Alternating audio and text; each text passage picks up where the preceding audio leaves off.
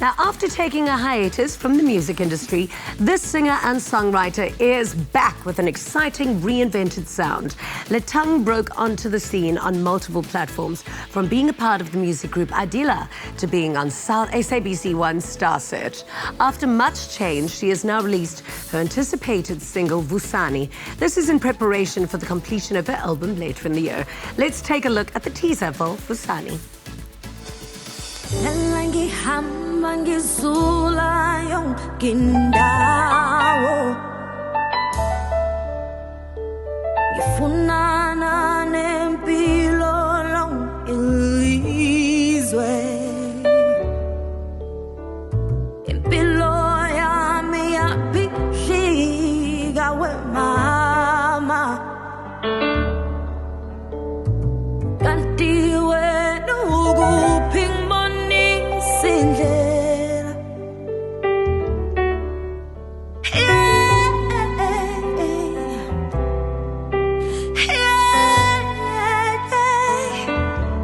Vusani Tlose lami ngonisa indlela.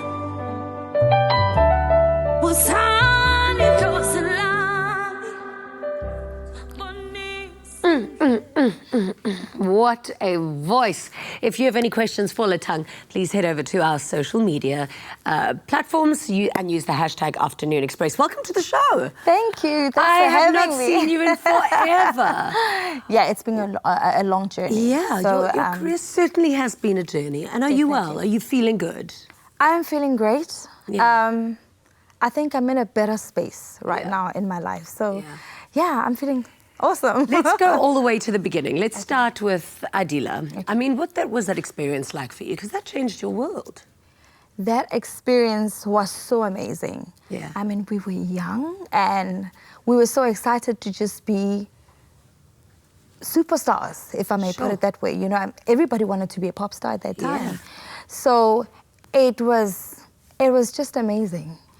We had won cars. We were still like about 20 years old, and it was something that every single young adult would love to have around about that time. So, what do you think were the complications with Adila that it just didn't make it? Like it just didn't crack that one little cliff to be able to make it to the top? I think it is. Well, obviously, Tina, when we split, we actually split up simply because of a certain company that we were signed to. Okay. And the company did not take care of its own, and that's how we actually fell off. That is always such a huge problem. Exactly. It's management. It's management all the time, exactly. Yeah. And I mean, that was something that really tore us apart because we had thought that finally we had arrived. And this is something that we have always wanted to do, you know, to be musicians. And all of a sudden, all that was taken away. And now how do you go out there and face the world and say, I am that Letang from Pop Stars? Yeah. There was a lot of shame that came with that because now I was looked at, shame, she had fallen from glory. Yeah. So what now? You know, and which led to my depression, and because throughout I've been trying to come back into the music scene and to be recognized. But for some reason, things weren't working out. And And did you feel like it was a fall from grace? Was everything just... I did. I really did. It was... So what did that lead to? It was painful. Yeah. And this is something that really led me to trying to find out what is actually going on with my life. Why am I stuck in one place? How come things are not working out for me, no matter how hard I try? Whether it was a 9-to-5, whether it was a small business that I was trying to get started. But for some reason, things weren't working out. Yeah. And initially, you know, excuse me, then I went to... I gave my life to Christ, and I was in church and, you know, trying to worship and to pray about this whole thing. Music? I did some gospel song in 2017, and it was one of those moments where I just thought, you know, like, God, I'm crying out to you. Yeah. And to actually tell people that there is God after all, and it is not over until He says so. So those were, there were words that really resonated a lot with me, with what I was going through, because I was raised by such an incredible woman who does not believe in giving up. Yeah. And she had always said, I did not raise a quitter, so you will not be quitting on me. Yeah. So hence that song came along, and it was actually written by Sane Michael. Amazing. So, but then something else happened which actually fascinated Yes. me that I wanted to talk about as well, was you then started getting callings, like ancestral callings, and you thought that you were actually sick. You didn't know what was happening with you. Exactly. So I want to explain. You've got to explain to me what Oh was my happening goodness. to you, and what does a calling feel like? What does a calling look like? How did you eventually realize and perceive what it was to be? okay, for me, a calling was a lot of confusion. Yeah. It was seeing things that I could not explain to other people. It was having certain visions. And how do you tell people? Because then I was scared that people would think I'm crazy. So I kept that to myself. But as time went on, then this thing started affecting me a lot, because there were times that I would get like migraines, like terrible migraines. Yeah. And I eventually then I lost a feel of my legs, you know, from waist down. And this is something I grew up with. I had always known this. Wow. But because I was raised in a religious family, how do I go about and, you know, go out and tell It's hard people to explain, actually... but I want to know what was the craziest thing that ever happened to you in your calling, because I know I chatted to Boiti about her calling, and oh my word, some of the things that happened to her, I was sitting there going, are you sure, girl? Yeah. Like, I wasn't entirely sure. So I Yeah. want to know, like, the dramatic events that occurred for you to then acknowledge and realize what it was to be.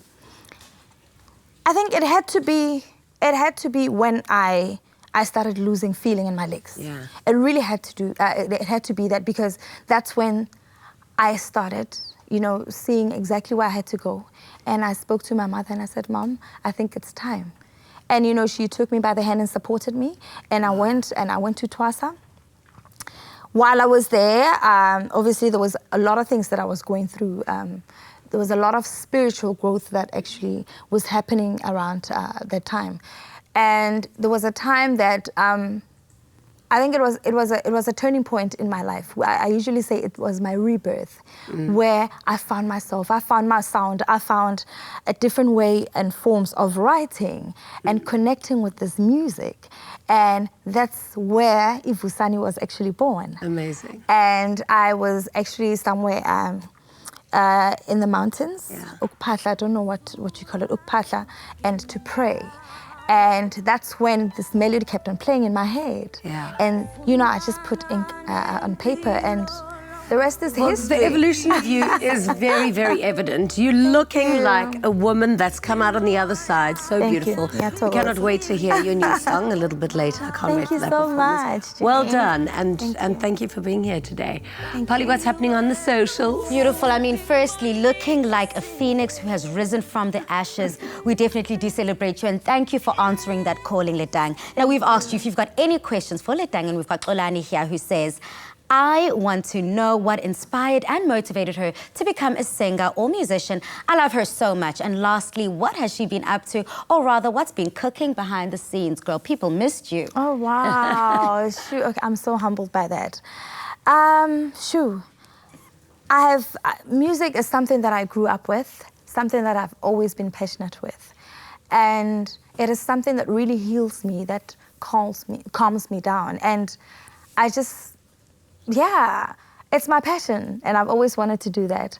And so far, I have worked on a full album right now. But we decided to actually come out and release the single first, which is Vusani, which actually explains where and who Letang is and where she's been.